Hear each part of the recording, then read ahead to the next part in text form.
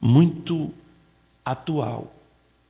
Pois também eu te digo que tu és Pedro, e sobre esta pedra edificarei a minha igreja, e as portas do inferno não prevalecerão contra ela. Esse texto é só o versículo de número 18, fala de Pedro. Após Pedro receber uma revelação de Deus, Jesus fala para ele: tu és Pedro, tu és uma pedra, e sobre esta grande rocha, Jesus fala: tu és Pedro, e sobre esta grande rocha que você está vendo na sua frente, eu edificarei a minha igreja. Então, nesse texto a gente já consegue enxergar que a igreja não é algo projetado por homens. A igreja não é algo projetado por homens, ela nasce no coração de Deus. Embora ela é composta por homens, ela não foi projetada por homens. Então nós precisamos pensar, pelo menos, e esse início de ano nós vamos falar algumas terças-feiras sobre esse tema. O que é inovações? O que uma inovação pode influenciar na conduta, no caminho, na identidade de alguém que se diz igreja, ou de um povo que se diz igreja. Nós vamos falar também sobre o que é igreja. Porque eu preciso aprender, irmão Robert, o que é igreja. Porque a partir do que você entende sobre igreja, você vai conseguir perceber se de fato você faz parte ou não. Eu posso estar vindo para o culto e não fazer parte da igreja. Eu posso frequentar cultos, eu posso ser pastor e não fazer parte da igreja. E olha que doloroso chegar aquele dia e eu diante do Senhor dizer: Senhor, em teu nome eu ensinei a igreja de Vila Sintra terças-feiras. E o Senhor olhar para mim e dizer: apartai-vos de mim, que eu não vos conheço. Como vai ser difícil. Então eu preciso pensar se eu sou igreja. Se de fato eu sou igreja. E o que é uma igreja saudável? Por que, irmão Robert? Porque tem se construído uma ideia que igreja saudável é uma igreja com muito evento, é uma igreja que tem muita gente, principalmente agora nesse início de ano, nós somos tentados.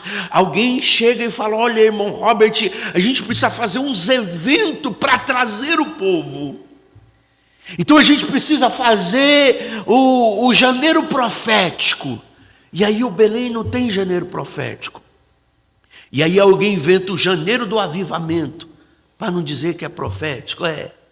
A gente precisa fazer o Abala Vila Sintra.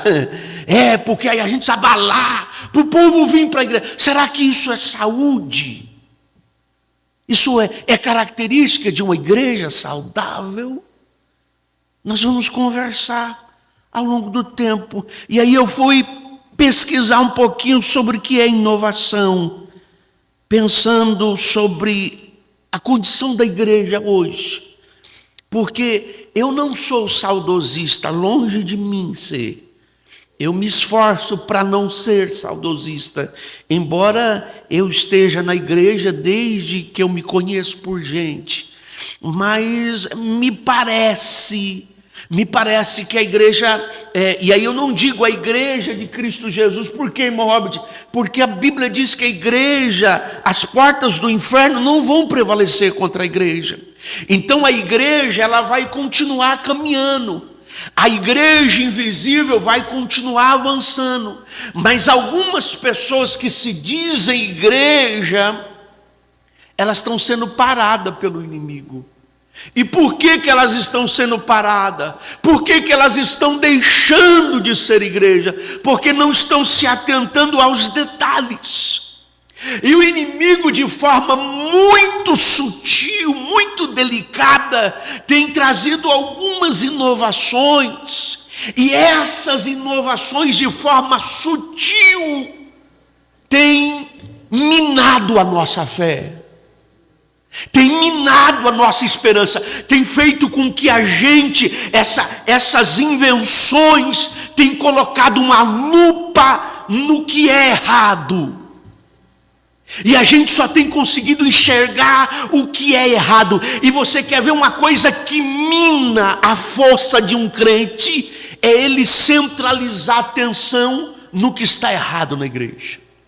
Irmão Robert, a igreja de Cristo Jesus é perfeita? Não. Por que não é, irmão Robert? Porque ela é composta por seres humanos. Então, por ser composta por seres humanos, por homens e mulheres como eu e você, é por isso que ela não é perfeita.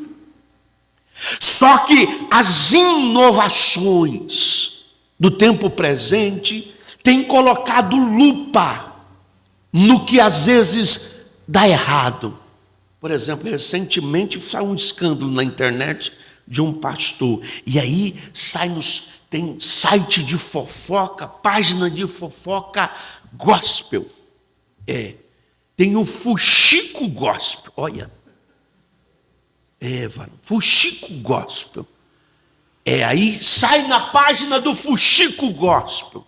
Aí tá vendo? É por isso que eu não vou para a igreja, é por isso que eu estou falando, ó. É isso que o inimigo tem feito. E aí eu tenho que ter maturidade para entender que eu sou um cristão e eu pertenço à igreja. Eu não sou igreja. Sozinho eu não sou igreja.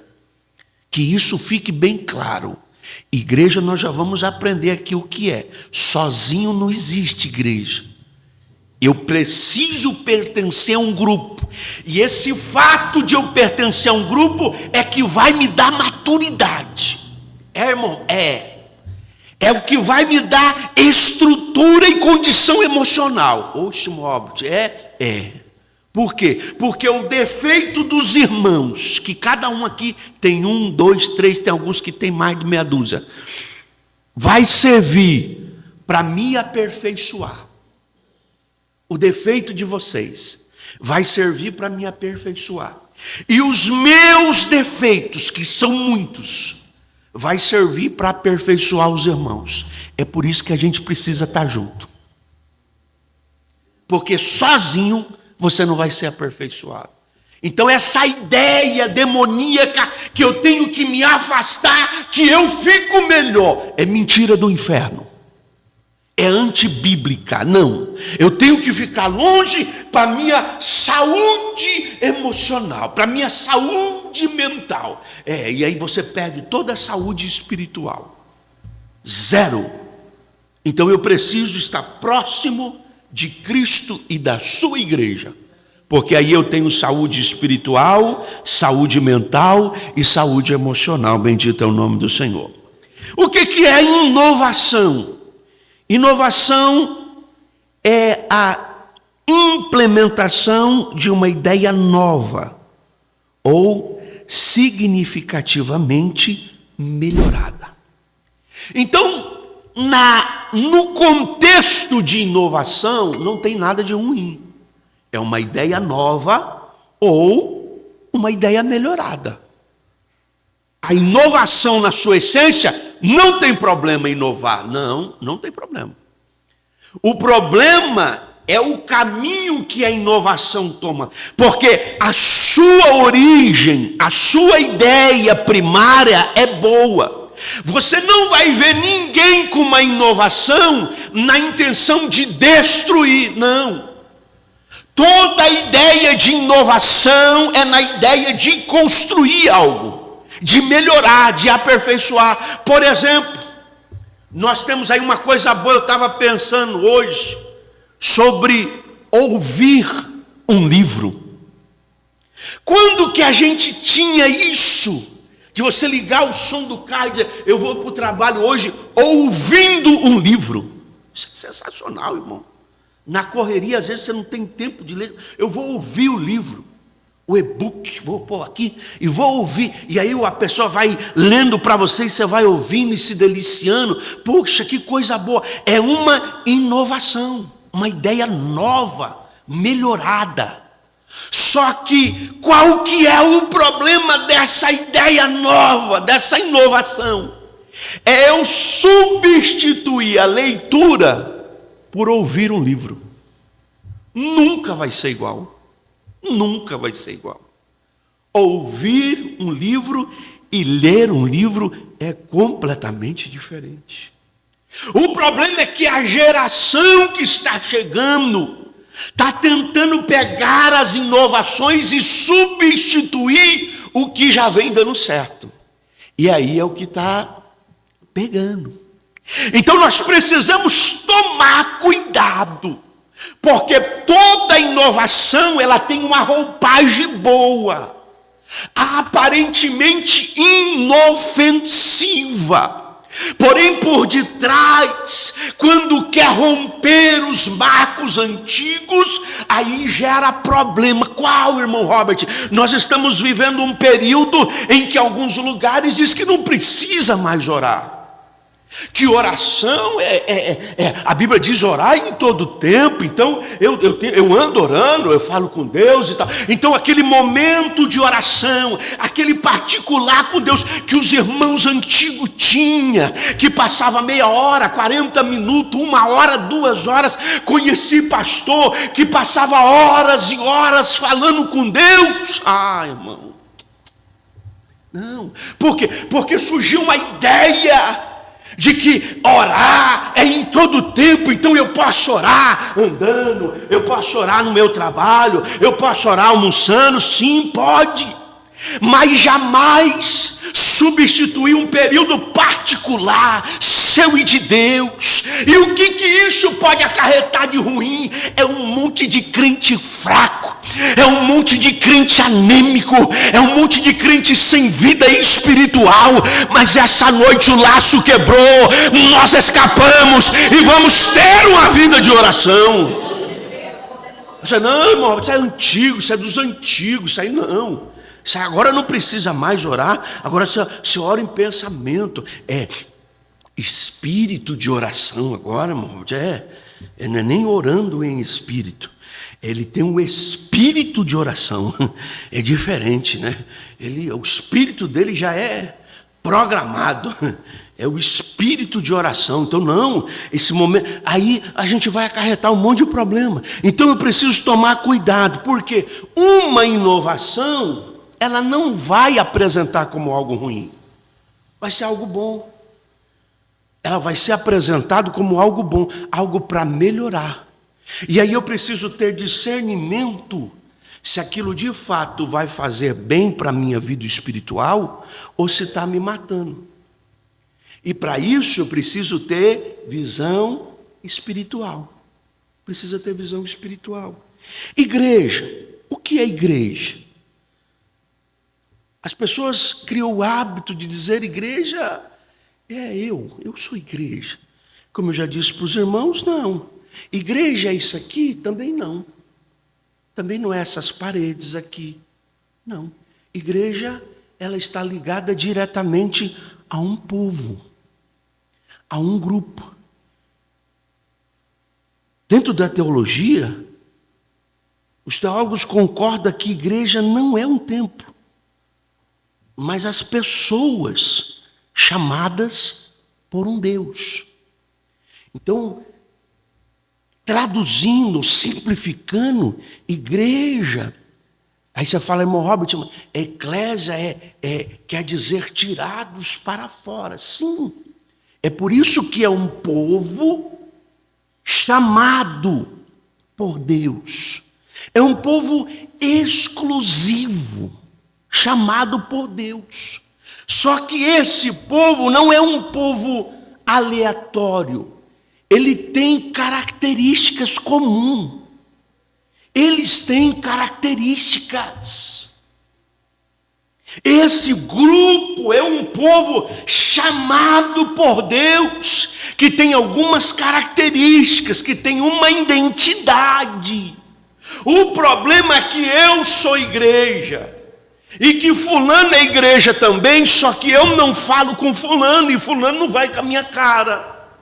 Olha que negócio terrível. E nós dois somos igreja. Faz sentido um povo que foi chamado numa obra específica por Deus, mas que agora eu sou igreja, mas eu não falo com o irmão fulano de tal, que é igreja também. Não, ele é igreja? Mas ele é uma igreja meio diferente, então eu não falo com ele. Não. Nós precisamos pensar o que é uma igreja de verdade. Agostinho dizia que a igreja é a cidade de Deus, formada por aqueles que amam a Deus acima de tudo. Então, qual que é uma característica de uma igreja? É um grupo de pessoas que ama a Deus acima de tudo. Isso é a igreja. É um grupo de pessoas que ama a Deus acima de tudo. Agora vamos pensar, nós que estamos aqui, eu amo a Deus acima de tudo. Então, meu amor a Deus está acima de tudo. E isso faz com que eu ame meu irmão, mesmo ele sendo fraquinho, mesmo ele sendo chato, mesmo ele sendo conversador. Eu vou amar o meu irmão. Por quê? Porque eu amo a Deus acima de tudo. Mesmo que alguém chegue para mim e diga, olha, você não canta nada, você não prega nada. Uma vez uma pessoa chegou para mim e disse, ô Robert, você sabe quem é o pregador aí? O melhor pregador do setor? Eu sei não, velho. Nunca tive o trabalho de fazer a pesquisa, não. Esse dia fulano e ciclano estavam conversando aí e chegaram à conclusão que fulano é o melhor pregador do setor. Eu falei, que bom, que legal, né? E nem citaram o seu nome. Eu falei, mesmo, pai? Que coisa, né? Aí eu te pergunto, qual que é a finalidade desse comentário, a não ser instigar o seu coração para a maldade? Tem pessoa que é assim, irmão. Tem pessoa que até o diabo foge dela. Não vou ficar perto dele não, que ele é muito endemoniado. Qual a finalidade desse comentário? E aí você tem que olhar para uma pessoa dessa e dizer, ele é igreja. É igreja, irmão. Dizer, não, Pedro estava andando com Jesus lado a lado. Jesus falou que ia morrer, Pedro deu um pulo e disse, não vai morrer não. Eu vou deixar não vai fazer um negócio desse não. Tem dó de ti, mestre. Aí Jesus olha para ele e diz, para trás de mim, Satanás. Sabe o que quer dizer a palavra? É inimigo. Tudo aquilo que se opõe à missão de Deus é inimigo de Deus. Tudo aquilo que se opõe ao que Deus quer fazer na nossa vida é inimigo. Uma pessoa que chega com uma palavra negativa para você, para fazer você perder a fé, para fazer você descer do salto, para tirar sua paz, irmão, é o inimigo. É inimigo. E aí eu tenho que ter discernimento e saber, eu sou igreja. Eu sou igreja, eu componho um grupo de pessoas que ama a Deus sobre todas as coisas, que valoriza as Escrituras, e é por isso que eu peço para os irmãos, leia a Bíblia, ora, lê a Bíblia, porque isso aqui é que nos dá estrutura. É isso aqui que vai nos fazer vencer as dificuldades da vida. Não é campanha, não vai, a campanha não vai. A campanha vai passar. Mas eu fui ali numa igreja, irmão Robert, e ali o movimento era diferente. Ali você dava uns terra, você rodava, você corria na igreja, que bom. Mas no dia da adversidade, isso não vai servir de nada. Agora, se nós estivermos fundamentados na palavra, a luta vai vir, a dificuldade, a perseguição, a palavra maldosa, mas nós vamos permanecer de pé na presença de Jesus.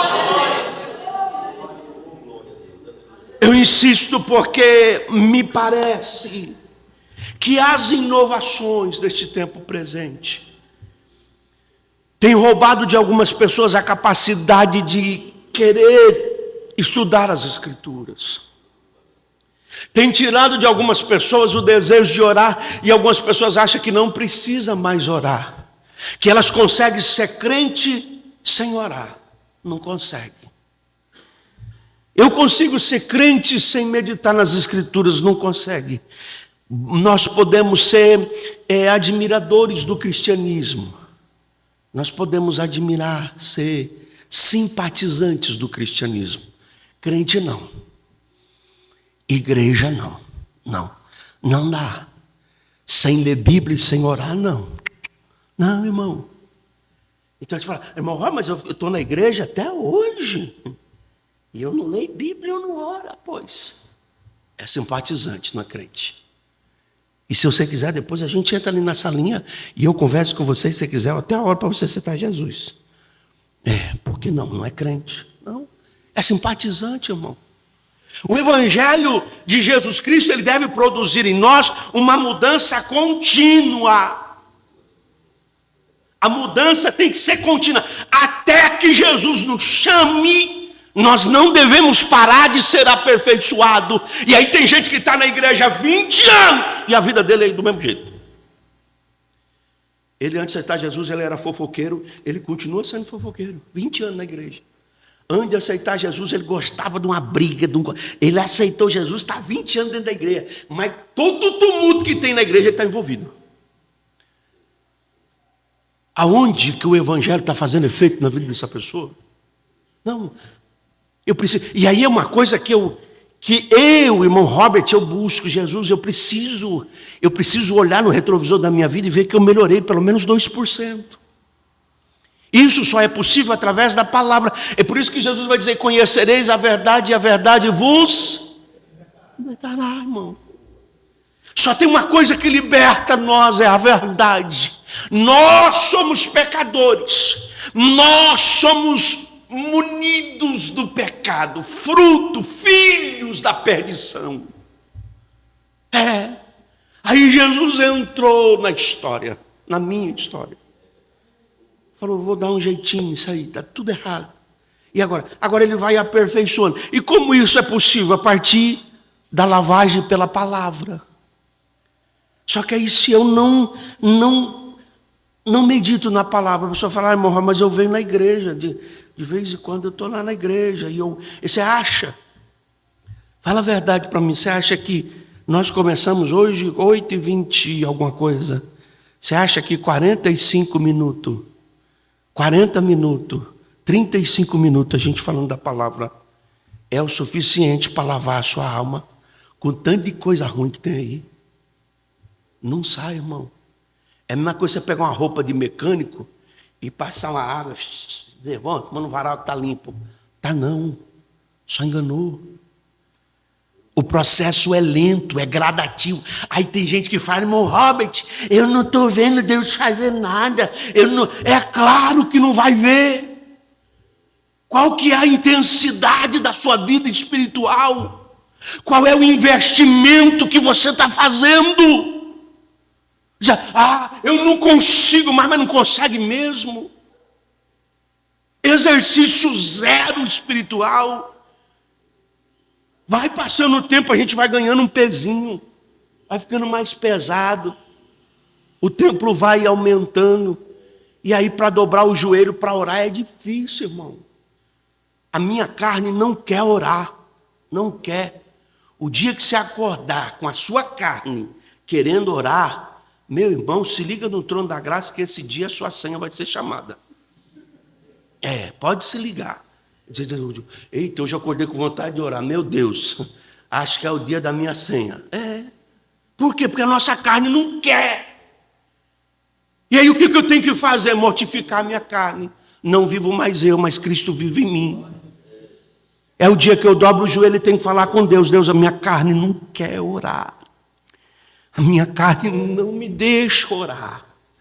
Mas eu reconheço que eu preciso orar, porque senão o mal que está dentro de mim vai me consumir. Não é o mal que está lá fora, não. Porque a gente fica pensando que o mal está lá fora.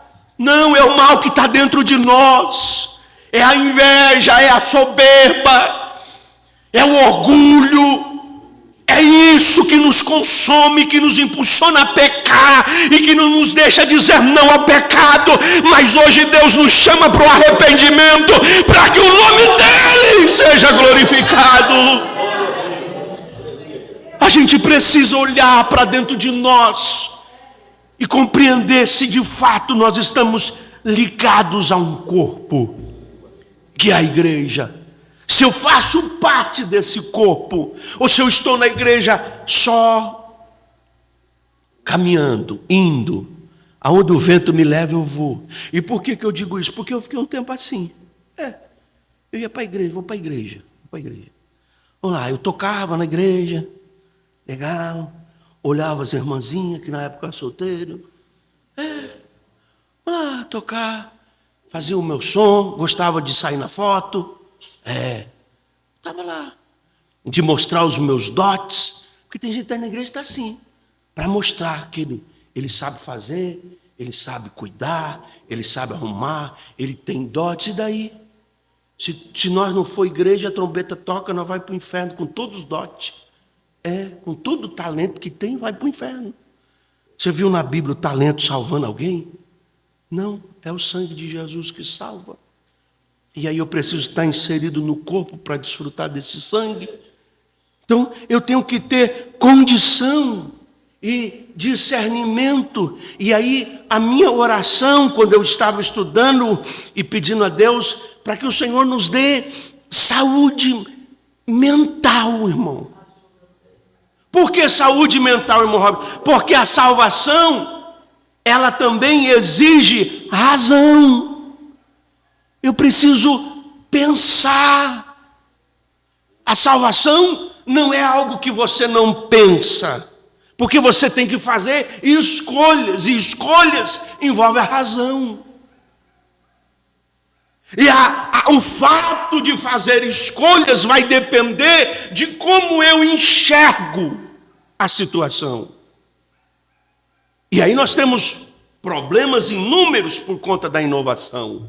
Porque agora tem um evangelho mais suave, um evangelho mais tranquilão, aquele evangelho, um evangelho que você não precisa fazer muita força, vai na manhinha, no seu tempo, do seu jeito, serve a Deus do seu jeitinho, na manhinha do gato, do jeito que der. Esse evangelho não leva para o céu, não pode. Posso servir Jesus na manhinha, irmão, do meu jeito, no passo do gado, na manhinha, sem fazer força, sem muita cobrança. Não, cobrança não, o evangelho é outro, vai na manhinha. Dá. Só que céu esquece. Por quê, irmão Rob? Porque a Bíblia diz que o reino dos céus é tomado à força. Se não fizer força, não vai. Não. Irmão Rob, pensei que o evangelinho era aquele evangelho, aquele que eu posso adaptar do meu jeito. Não. E essas inovações que está destruindo a gente. Porque aí eu vivo uma vida de acreditar que Deus é amor. Estou enganado? Não, Deus é amor, é verdade. Só que aí, esse Deus que é amor, ele é justiça. E eu já falei para os irmãos, a justiça de Deus não contrapõe, não se opõe à sua justiça. O amor de Deus não se opõe à sua justiça, nem a justiça se opõe ao amor. Elas caminham juntos. Fala, não, é porque é assim mesmo, Deus me conhece. Né? Deus sabe. Hoje nós estamos vivendo um tempo tão bagunçado, irmão. Tão bagunçado, que os louvores egocêntricos nos coloca no centro de tudo. Deus, Ele faz tudo ao meu favor. Eita, evangelinhozinho sem vergonha. Aí tem um hino que eu gosto, é bonito o hino, só que é antibíblico. Oi, Mohamed, é bonito, mas é antibíblico. Quer dizer, eu não tenho nada para oferecer para Deus, a não ser os meus pecados. Aí a gente para pensar na teologia. Deus é santo. Só tem uma coisa que separa a gente de Deus, é o quê? O pecado. E aí eu vou oferecer para Deus o meu pecado. Aí eu só posso estar ficando doido. Eu só posso estar ficando doido para oferecer a Deus o meu pecado. Se o que separa eu de Deus é o meu pecado, eu vou oferecer para Ele o meu pecado, por favor.